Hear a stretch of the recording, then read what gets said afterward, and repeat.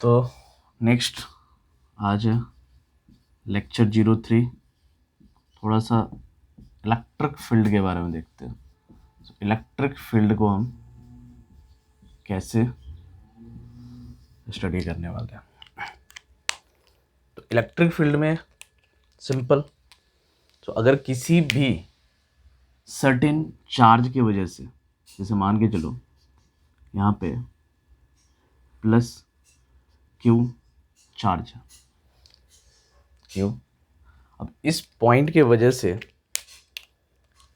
Space के अंदर यानी कि इसी सिस्टम के अंदर किसी भी पॉइंट पे हमें इलेक्ट्रिक फोर्स इलेक्ट्रिक फील्ड निकालना है। सपोज एट पॉइंट पी पे इलेक्ट्रिक फील्ड निकालना है। एक टेस्ट चार्ज, ये पॉइंट चार्ज दिया हुआ है, ये क्या दिया हुआ है, पॉइंट चार्ज। तो पॉइंट चार्ज की वजह से एक सर्टेन पॉइंट पे, इसके through out the 3 dimensional space में किसी भी पॉइंट पे अगर मुझे एक इलेक्ट्रिक फील्ड निकालना है, इलेक्ट्रिक फील्ड की वैल्यूज निकालना है, तो कैसे निकाल लेंगे? हाँ, यहाँ पे कंसेप्ट ऑफ क्या लगेगा, concept of test charge, concept of test charge Q not. अब जनरली टेस्ट चार्ज की वैल्यू जो होती है ना, पॉजिटिव होती है। जनरली टेस्ट चार्ज की जो वैल्यू जो होती है वो पॉजिटिव होती है। तो हम क्या कहते हैं, बाहर से एक टेस्ट चार्ज को धीरे धीरे पॉइंट पे ला रहे हैं, Q नॉट चार्ज को, और ये इन्फिनाइट डिस्टेंस से ला रहे हैं। तो क्या होगा, जैसे जैसे डिस्टेंस कम होगा तो इसके बीच एक क्या होगा, repulsive force and repulsive interactions आने लगेगा। जैसे जैसे रिपल्सिव जैसे इस पॉइंट पे जितना ही क्लोजर पॉइंट पे आएगा रिपल्सिव इंटरेक्शन उतना ही डोमिनेंट होगा। बट उसके अपोजिट डायरेक्शन में क्या कर रहे हैं हम, एक फोर्स लगा के इस पॉइंट पे उस चार्ज पार्टिकल्स को क्या कर रहे हैं, टेस्ट चार्ज को क्या कर रहे हैं, प्लेस कर रहे हैं। यानी कि इस पॉइंट पे सपोज दैट ये पॉइंट ए है, ये पॉइंट बी है, तो फोर्स ऑन बी बाई ए की जो डायरेक्शन होगी वो ऑलवेज इस डायरेक्शन में होगा, रिपल्सिव। बट टेस्ट चार्ज जो तुम ला रहे हो वो तो इसके अपोजिट डायरेक्शन में ला के यहाँ पे स्टोर कर रहे हो। तो जैसे धीरे धीरे इस डिस्टेंस से यहाँ पे इन्फिनाइट डिस्टेंस से फाइनाइट डिस्टेंस पे लाते जाओगे तो इस सिस्टम के अंदर एक एक्स्ट्रा वर्क कर रहे हो, क्योंकि फोर्स जो लग रहा था उसके अपोजिट डायरेक्शन में तुम क्या कर रहे हो, ला रहे हो। तो फोर्स इधर लग रहा था, उसको ओवरकम करने के लिए तुमने डिस्प्लेसमेंट अपोजिट डायरेक्शन में कर रहे हो। तो ये पूरी सिस्टम पे तुम एक एक्स्ट्रा वर्क डन कर रहे हो, यानी कि work done on the system हो रहा है कि नहीं हो रहा है। अगर ये पूरा सिस्टम ले ले तो सिस्टम में रिपल्सिव इंटरेक्शंस होना था, बट उसके एंगेस्ट में आके हमने क्या किया, एक एक्स्ट्रा वर्क क्रिएट कर रहे हैं इस पर। तो धीरे धीरे यही जो एक्स्ट्रा फोर्स क्रिएट आ रहा है, एक टेस्ट चार्ज की वजह से एक्स्ट्रा फोर्स क्रिएट हो रहा है, इसी फोर्स के करस्पॉन्डिंग वर्क डन आ जाएगा, W into force into displacement, वो वर्क डन आ जाएगा। उस वर्क डन की वजह से आगे हम पोटेंशियल एनर्जी भी पढ़ेंगे, लेकिन अभी हम यहाँ पे इलेक्ट्रिक फील्ड की बात कर रहे हैं। तो जैसे ही इस पॉइंट पे आए तो एफ बी ई के बी ए का वैल्यू कितना हो जाएगा, के क्यू नॉट अपॉन क्या हो जाएगा, ये सडन डिस्टेंस अगर आ रहा है तो क्या हो जाएगा वैल्यू, आर स्क्वायर। और इसका प्रॉपर डायरेक्शन देखेंगे तो ये क्या आ जाएगा, इसके अलोंग है सपोज दैट आई कैप, क्योंकि एक इलेक्ट्रिक फील्ड क्या है, एक वेक्टर क्वांटिटी है, तो इसको डायरेक्शन के साथ रिप्रेजेंट करेंगे। हमारा तो अभी इलेक्ट्रिक फोर्स आया ना, तो इलेक्ट्रिक फोर्स जो है वेक्टर क्वांटिटी है, तो उसको क्या हम किए, डायरेक्शन के साथ रिप्रेजेंट कर दिए। अब अगर electric field at point P निकालना है हमें, electric field at point P निकालना है, क्या करेंगे, जो इलेक्ट्रिक फील्ड निकालना है जो फोर्स क्रिएट हुआ अपॉन टेस्ट चार्ज को जो इन्फाइनाइट डिस्टेंस की वजह से जो फाइनाइट डिस्टेंस पे ला रहा है, उसी की वजह से तो ये फोर्स का एग्जिस्टेंस हुआ। तो force upon test charge, test charge, जैसे ही फोर्स अपॉन टेस्ट चार्ज कर रहे हैं तो हम क्या देख रहे हैं, हमारा सिंपल वैल्यूज क्या आ जाएगा, K Q upon R square. Direction अभी भी किसका फॉलो कर रहा है, समझ में आ रहा है कि नहीं आ रहा? तो डायरेक्शन इसी का फॉलो कर रहा है। इलेक्ट्रिक फील्ड का अपना कोई डायरेक्शन नहीं होता, वो डायरेक्शन किसका होता है, इलेक्ट्रिक फोर्स का होता है। तो एक जनरल पॉइंट चार्ज का डिस्क्रिप्शन है। सो सिंपल सा क्या हुआ, तो अभी हमने क्या देखा, इलेक्ट्रिक फोर्स के वजह से इलेक्ट्रिक फील्ड का एग्जिस्टेंस है। इसी का रिवर्स अगर करेंगे तो इलेक्ट्रिक फील्ड भी अगर किसी सिस्टम के अंदर है और सिस्टम में अगर कोई चार्ज पार्टिकल्स डालेंगे, उस चार्ज पार्टिकल्स क्या करेगा, अपने ऊपर एक फोर्स को एक्सपीरियंस करेगा। जैसे फॉर द एग्जांपल्स के लिए हम देख रहे हैं, तो मान के चलो कोई सिस्टम ऑलरेडी हमारे पास डिजाइन सिस्टम है। डिजाइन सिस्टम का मीनिंग क्या हुआ, सो एक सिस्टम दिया हुआ जिसमें हमें मेंशन किया गया है, तो इलेक्ट्रिक फील्ड किधर से किधर है, ये डिजाइन सिस्टम है, इसमें इलेक्ट्रिक फील्ड हमें कुछ इस तरीके से दिया हुआ है। यानी कि इलेक्ट्रिक फील्ड का अगर डायरेक्शन देखे, मान लेते हैं इसका यूनिट हमें ई नॉट दिया हुआ है, बट ई नॉट मैग्नीट्यूड दिया हुआ है। तो मैग्नीट्यूड दिया हुआ है, तो अगर इसको ई वेक्टर के फॉर्म में लिखे, E vector equal to E not into I cap, X axis के डायरेक्शन में है, एक्स एक्सिस के डायरेक्शन में, तो हमको क्या लिख दिया, E not into I cap. E naught magnitude दे दिया और आई कैप क्या हो गया, डायरेक्शन हो गया। ये मैग्नीट्यूड की वैल्यू जो है और उसके साथ जो मल्टीप्लाई कर दिया, तो वो वैल्यूज डायरेक्शन हो गया। अब क्या कर रहे हैं, अब इस सिस्टम के अंदर अगर मुझे कोई चार्ज पार्टिकल्स का एग्जिस्टेंस कर रहे हैं, मान के चलो जैसे ये एक्स है, ये वाई है और ये जेड।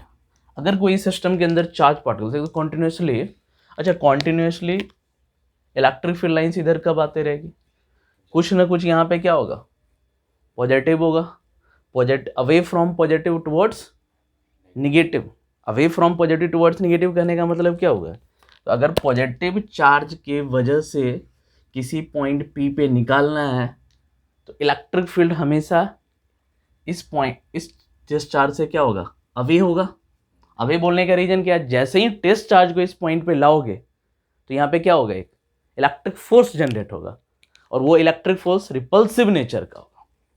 तो रिपल्सिव नेचर होगा तो इससे अवे ही जाएगा ना, तो अवे जाएगा, तो इसीलिए बोलते हैं, शॉर्टकट में लगते हैं, so electric field away from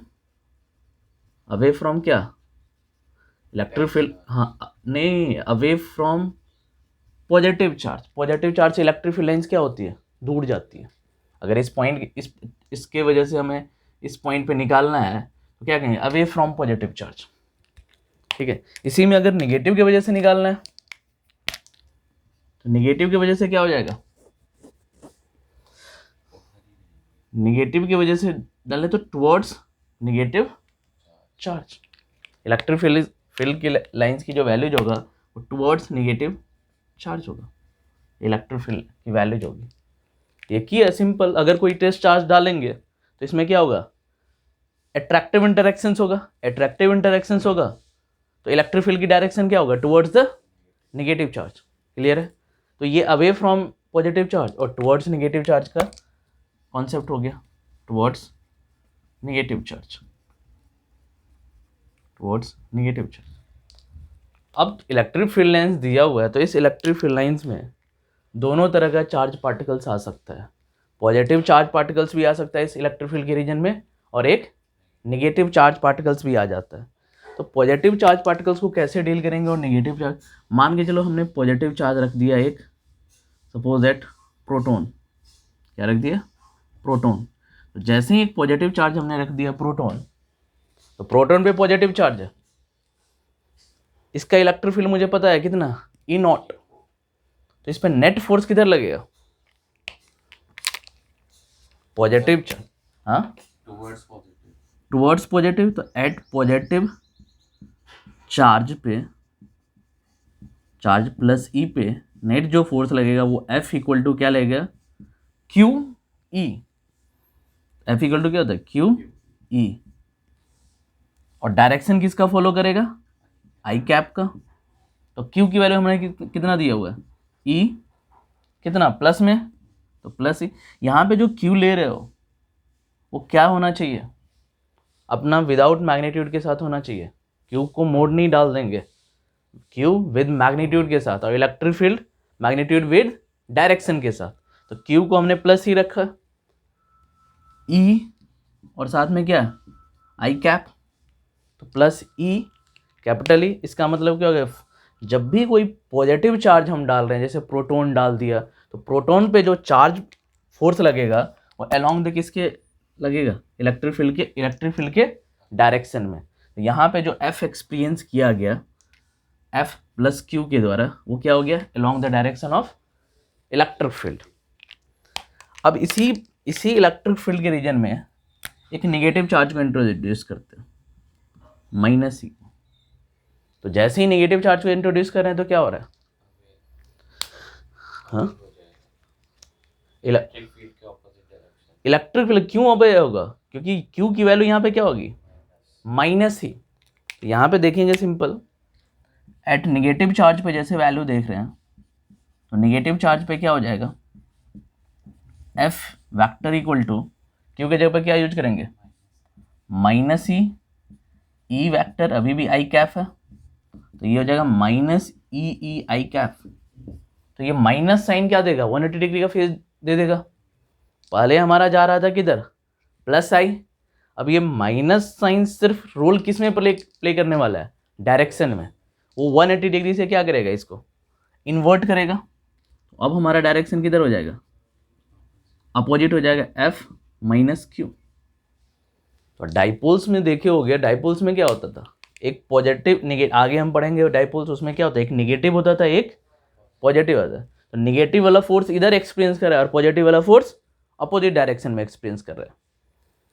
positive वाला फोर्स इधर एक्सपीरियंस कर रहा है, नेगेटिव वाला इधर फोर्स कर रहा है, जिसकी वजह से क्या होता है, वो रोटेट होता था फोर्स, और इसी का परपेंडिकुलर डिस्टेंस से मल्टीप्लाई कर देते थे तो क्या आ जाता था, टॉर्क।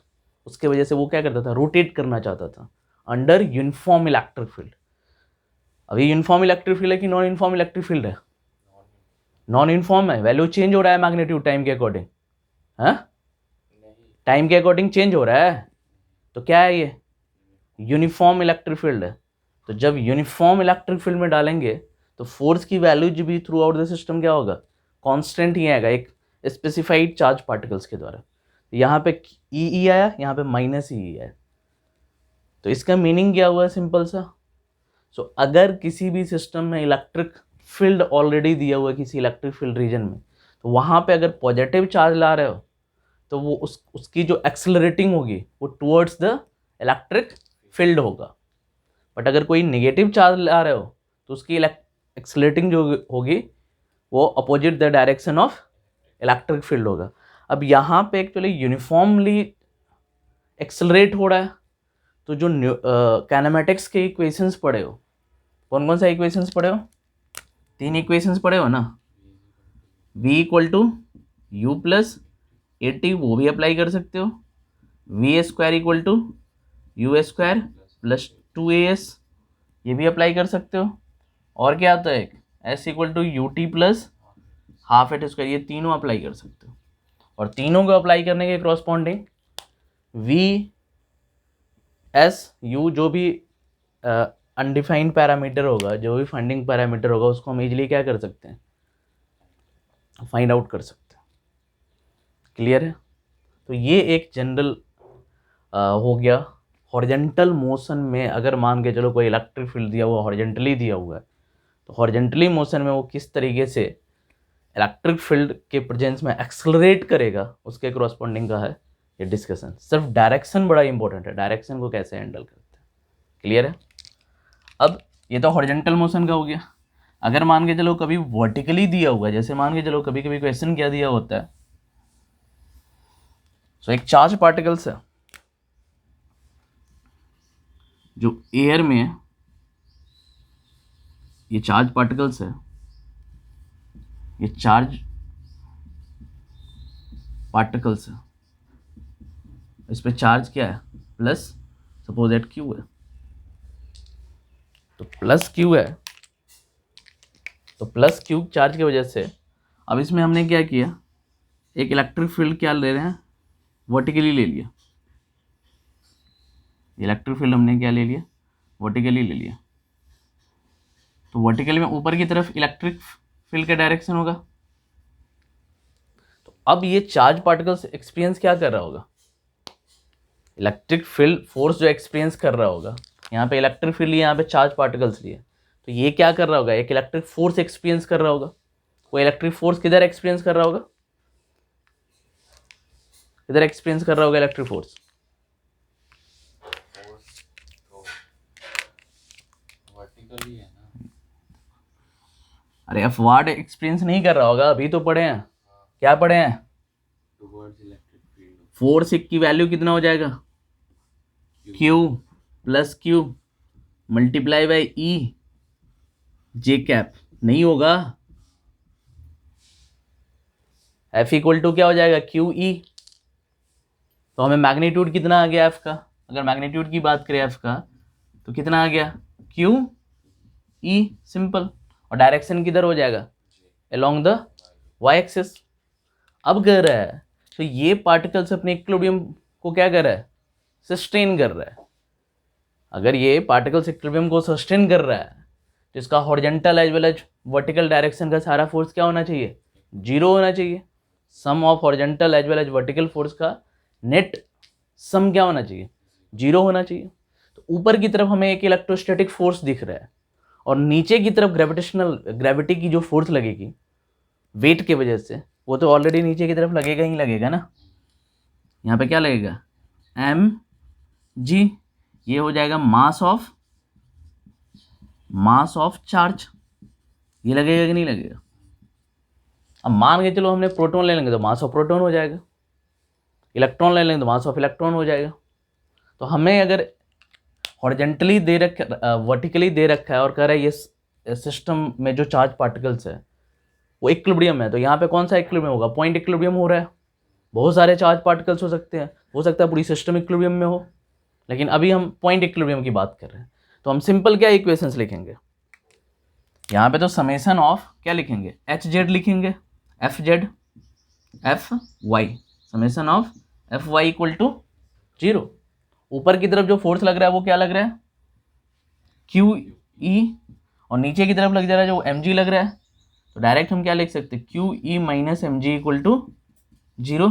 तो क्यू ई इक्वल टू क्या हो जाएगा, डायरेक्टली एम जी, ये डायरेक्टली एक इक्वेशन से आ जाएगा, बट ये वर्टिकल के लिए वैलिड है।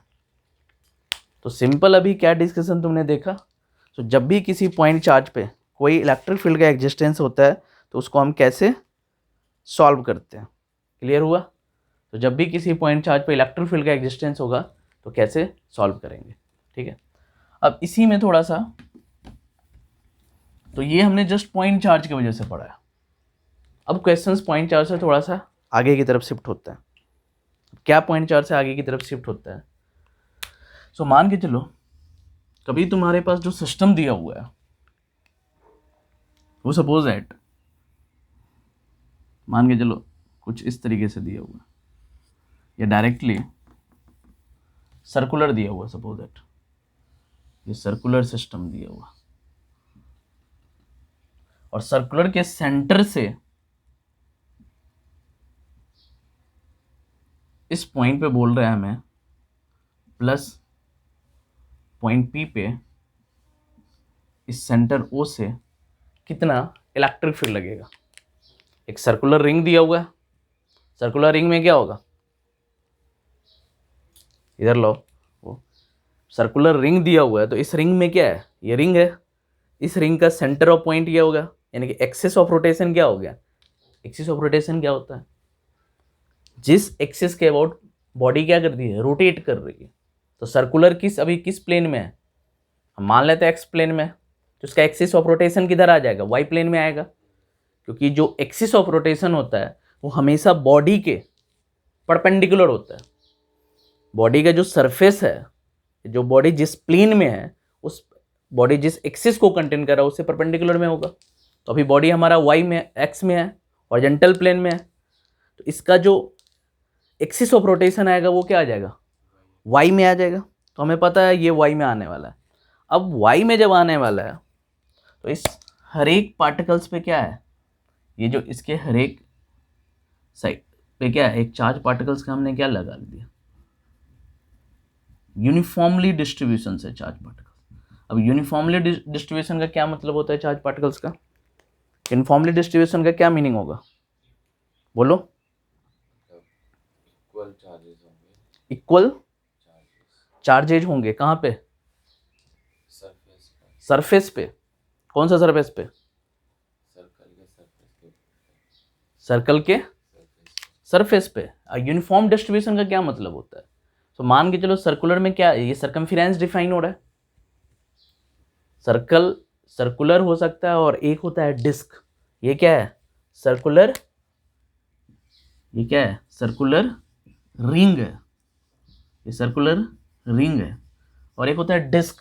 डिस्क क्या होता है, जो अंदर से होलो ना हो, ये क्या है, ये डिस्क है, डिस्क है। तो डिस्क और रिंग में क्या डिफरेंस होगा, ये डिस्क है, डिस्क और रिंग में क्या डिफरेंस होगा। मान के चलो इस पे भी प्लस क्यू हमने चार्ज रखा है और इस पे भी प्लस क्यू चार्ज रखा है, इस दोनों में क्या डिफरेंस होगा, डिस्क और रिंग में। डिस्क क्या है ना, सिर्फ बाउंड्रीज पे है, यानी डिस्क में सर्कमफेरेंस है। डिस्क को कट करो तो एक वायर बन जाएगा, रिंग को कट करो तो एक वायर बन जाएगा कि नहीं बन जाएगा, बट डिस्क को कट करोगे तो वायर बनेगा। तो डिस्क में जो क्यू से यूनिफॉर्मली डिस्ट्रीब्यूटेड है वो Q upon pi R square हो रहा है, क्योंकि एरिया वाइज हो रहा है। किस वाइज हो रहा है, एरिया वाइज। बट यहां पे देखोगे सर्कुलर रिंग में तो डिस्ट्रीब्यूशन किस वाइज है, डिस्ट्रीब्यूशन किस वाइज है बताओ, Q upon L wise. L मतलब चार्ज पर यूनिट लेंथ है, इसको कट करो ना, कट करोगे तो क्या होगा, एक रिंग बन जाएगा। यहां से ध्यान से देखोगे तो क्या आ जाएगा, क्यू अपॉन 2 पाई आर। यहां पे क्या डिफाइन हो गया, क्यू अपॉन ए डिफाइन हो गया। तो सिंपल हमें क्या दिख रहा है, जो सर्कुलर रिंग था वो वन डायमेंशनली दिख रहा है, सो एक लेंथ की तरह ट्रीट कर रहा है। इसको हम क्या देख रहे हैं, लेंथ और विड्थ दोनों आ रहा है, थिकनेस आ रहा है, तो 2 डायमेंशन दिख रहा है कि नहीं। अगर इसी में कोई क्यूब ले लिया या फिर कोई 3 डायमेंशनल ऑब्जेक्ट्स ले लिया, 3 डायमेंशनल ऑब्जेक्ट्स कौन कौन सा हो सकता है बताओ। और सिलेंडर। तो जब भी 3 डायमेंशनल कोई ऑब्जेक्ट्स ले लें तो 3, जैसे मान के चलो क्यूब ले लिया, तो क्यूब में क्या होगा, 6 लेयर हो जाएगा। अब इस क्यूब में जो होगा लेंथ भी है, विड्थ भी है, हाइट भी है, तो सर्टेन वॉल्यूम को भी क्या करेगा, ये कंटेन कर रहा है। सर्टेन वॉल्यूम को भी क्या कर रहा है, ये कंटेन कर रहा है। तो ये जनरली क्या है, 3 डायमेंशनल ऑब्जेक्ट्स है। तो अगर इस पे तुमने प्लस क्यू डिस्ट्रीब्यूट किए हो, तो यहां पे प्लस क्यू किस अकॉर्डिंग डिस्ट्रीब्यूट होगा, वी के अकॉर्डिंग। इसको क्या बोलेंगे, वॉल्यूम डिस्ट्रीब्यूशंस, वॉल्यूम डिस्ट्रीब्यूशंस। यहां पे जो डिस्ट्रीब्यूशन है वो कौन सा डिस्ट्रीब्यूशन है, areal distributions. According to area जो है वो एरियल डिस्ट्रीब्यूशंस है। यहाँ पे कौन सा डिस्ट्रीब्यूशंस है, लाइन डिस्ट्रीब्यूशंस है। अलॉन्ग द लाइन है तो क्या कौन सा डिस्ट्रीब्यूशंस होगा, लाइन डिस्ट्रीब्यूशंस। तो कौन कौन सा डिस्ट्रीब्यूशन हो गया, वॉल्यूम डिस्ट्रीब्यूशंस, एरियल डिस्ट्रीब्यूशन और लाइन डिस्ट्रीब्यूशन। याद क्या रखना है, तो जब भी Q अपॉन L आएगा, जब भी Q अपॉन L आएगा तो इसी को क्या बोलेंगे, लेम्डा। लेम्डा का मतलब क्या हो गया, लीनियर चार्ज डेंसिटी। लीनियर यानी कि चार्ज पर यूनिट लेंथ को क्या बोलेंगे, lambda. This is the linear charge density. इसको क्या बोलेंगे, Q बाई ए। इसको बोलेंगे सरफेस बताओ, सरफेस चार्ज डेंसिटी, इसका नोटेशन क्या हो जाएगा, सिग्मा। और ऊपर वाले को क्या बोलेंगे, volume charge density, simple, volume charge density. ध्यान से देखोगे इसका यूनिट क्या आ जाएगा, चार्ज का क्या होता है, कूलाम मीटर इनवर्स, आएगा कि नहीं आएगा, लेंथ है तो क्या हो जाएगा, मीटर इनवर्स। यहाँ पे क्या हो जाएगा, coulomb metre to the power -2, और यहाँ पे क्या हो जाएगा, coulomb metre to the power -3। एक तो यूनिट भी अगर कभी कभी दिया रहा है तो वहाँ से भी पता चल जाता है तो वो कौन सा डायमेंशन है। तो समझ में आया कौन कौन सा parameter, lambda, surface charge density को सिग्मा, और इसको क्या, वॉल्यूम चार्ज डेंसिटी को रो। 3 पैरामीटर हो गया, कौन कौन सा, लेमडा, और क्या हो गया, सिग्मा और रो।